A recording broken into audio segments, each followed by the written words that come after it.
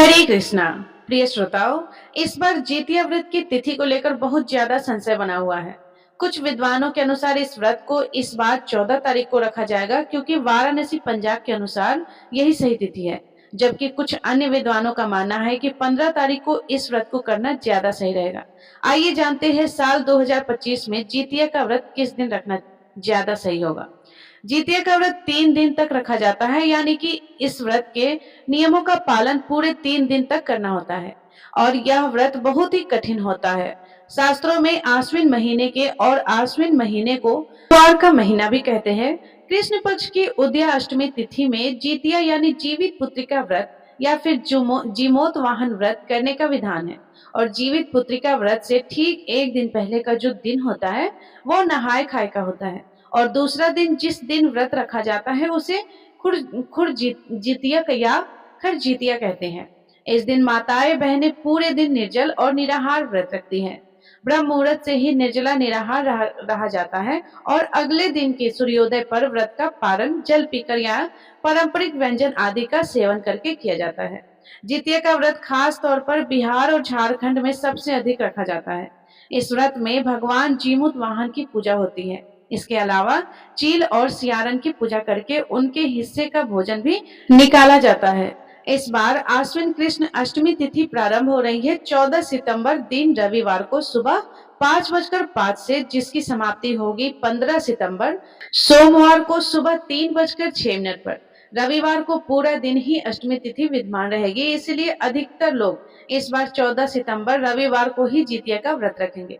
हालांकि कुछ जगह पर पंचांग भेद के अनुसार 15 सितंबर सोमवार को भी जितिया का व्रत रखा जा रहा है। सप्तमी तिथि यानी नहाय खाए का दिन रहेगा 13 सितंबर शनिवार को। जो लोग 15 सितंबर को व्रत रख रहे हैं उन्हें 14 सितंबर को रविवार के दिन नहाय खाए करना होगा, क्योंकि इस बार जितिया का व्रत दिन पंचांग के अनुसार 14 सितंबर रविवार को रहेगा।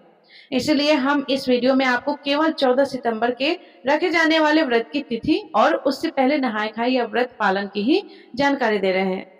तो दृग पंचांग के अनुसार सप्तमी तिथि 13 सितंबर शनिवार को रहेगी। इस दिन नहाय खाए होगा और अष्टमी तिथि 14 सितंबर रविवार को होगी, जिस दिन आपको पूरा दिन निर्जला व्रत रखना होगा।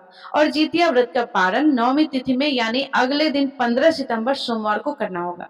नहाय खाए वाले दिन सप्तमी तिथि 13 सितंबर शनिवार को सुबह 7:24 से लग रही है और जिसकी समाप्ति 14 सितंबर रविवार को सुबह 5:04 पर हो रही है। और नहाय खाए वाले दिन 13 सितंबर शनिवार को सूर्योदय होगा सुबह 6:16 पर और सूर्यास्त होगा शाम 6:28 पर। इस दिन भाद्रा भी लग रही है और भद्रा सुबह 7:23 से शाम 6:11 तक रहेगी। लेकिन भद्रा का वास स्वर्ग लोक में होगा, इसलिए पूजा पाठ संबंधी कार्य इस दौरान किए जा सकेंगे।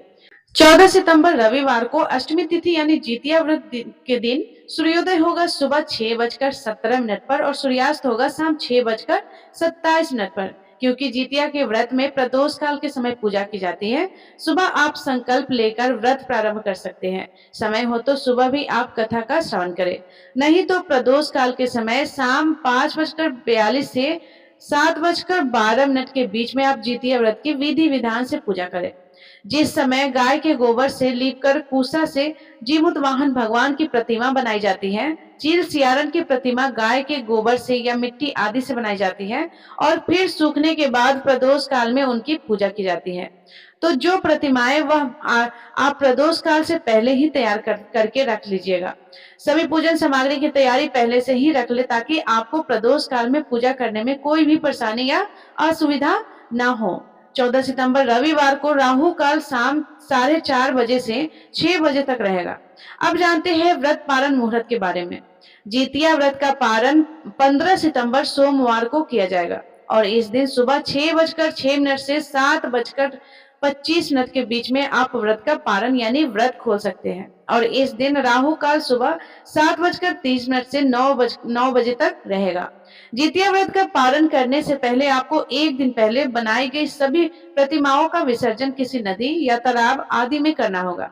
इस व्रत को रखने के पीछे मान्यता यह है कि भगवान विष्णु के वाहन गरुड़ ने जीमूत वाहन भगवान को उनके कार्य से प्रसन्न होकर उन्हें वरदान दिया था कि जो भी आश्विन माह के कृष्ण पक्ष की अष्टमी तिथि को तुम्हारे कुश की आकृति बनाकर पूजा करेगा, उसके बच्चों पर आने वाले सभी संकट टल जाएंगे। या जिस महिला को संतान सुख नहीं मिल रहा है, गर्भ में संतान नष्ट हो जाती है, उसे भी संतान सुख की प्राप्ति होगी। यह थी आज की वीडियो। इस बारे में और अधिक जानने के लिए आप हमारे चैनल पर आने वाली बाकी वीडियो को भी जरूर देखिएगा। धन्यवाद। राधे राधे। जय श्री कृष्णा। और अपने दोस्तों के साथ जरूर शेयर कीजिएगा, जिन्हें ये जानकारी ना है उनके पास जरूर से जरूर शेयर कीजिएगा। धन्यवाद।